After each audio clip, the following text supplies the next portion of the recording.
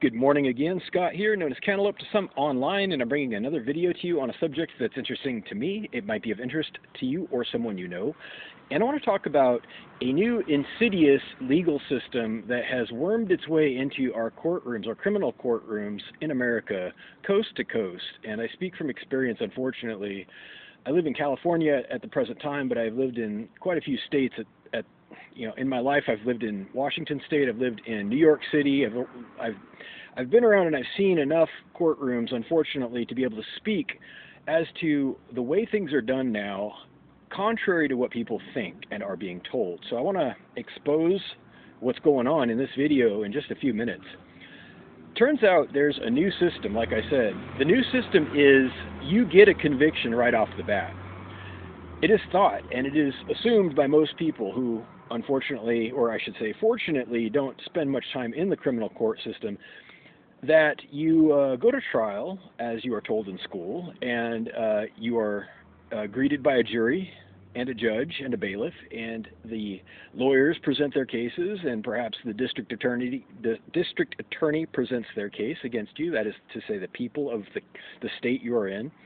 And you try to defend yourself at trial, and you may or may not win. You may get a conviction or an acquittal, but what people don't understand is that that's not actually when you get your conviction. Hear me out. So what ends up happening most of the time, unless you are financially well-to-do, that is to say you have liquid assets in the amount of at least $2,000. That's pretty much the smallest bail I've seen. Maybe $1,000 on the outside. That's pretty rare. $2,000 is where they set it here in California, and that's the 10%. The actual bail is set at a lot more than that. So it would be $20,000 is your typical bail that you're going to get for some kind of small allegation against you. You get arrested, you go to jail, the bail is set within 3 days at your arraignment to $20,000 or more. And you pay 10% of that to a bail bondsman in the amount of $2,000, for example, but it's usually quite a bit more, depending on the seriousness of your crime, and it's also extremely likely, people don't understand this, that your bail will be refused, that you will be denied bail by the court at your arraignment, which happens a lot. I have experienced this myself. So if they even let you get bail, you have to be able to pony up that cash, and it's cash on to exit. You have to actually have that either a check or a money order or actual cash or a debit card, and failing $2,000, $5,000, $10,000, $50,000, and usually if your bail's set to over $50,000, you've done something pretty serious. It's arson or murder or some kind of serious charge.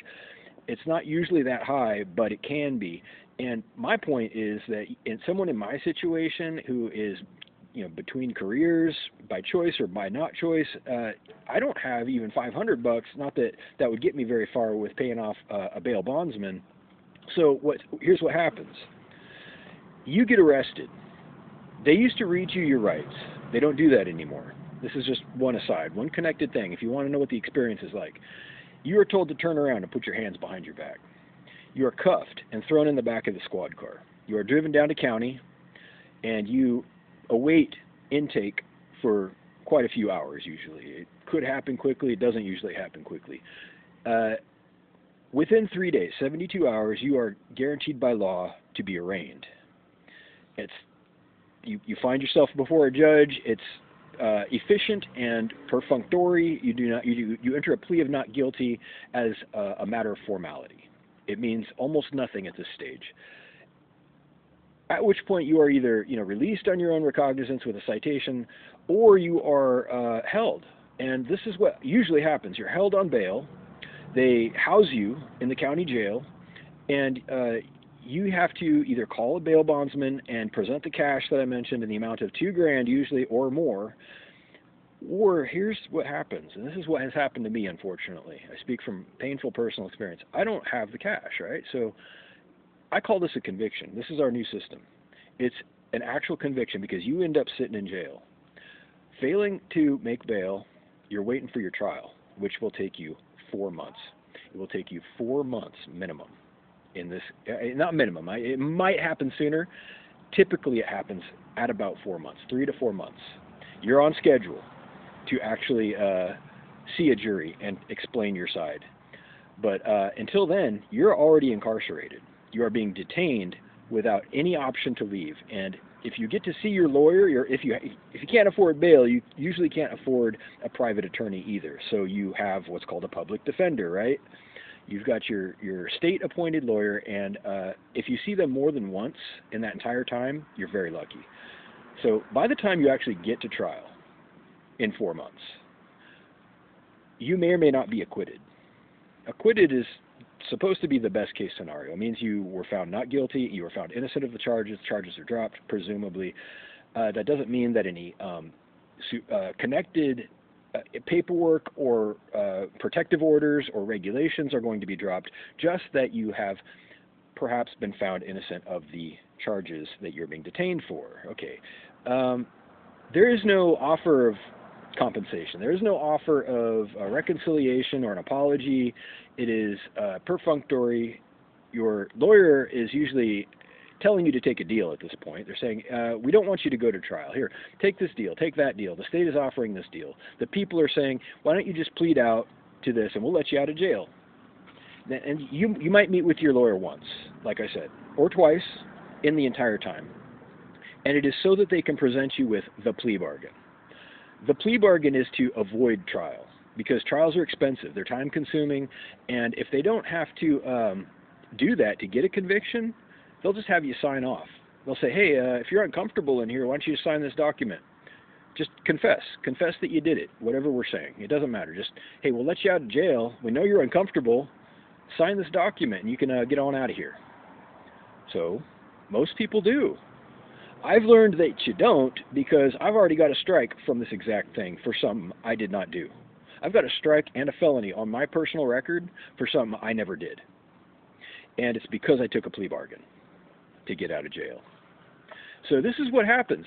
And what I'm saying in conclusion, I'm not going to drone on and on about this. You have a two-conviction system now, which is wildly unconstitutional. It flies in the face of everything that people are told in school, of what is legally outlined in our founding documents of this country, and which form the basis of our actual law enforcement system and judicial system.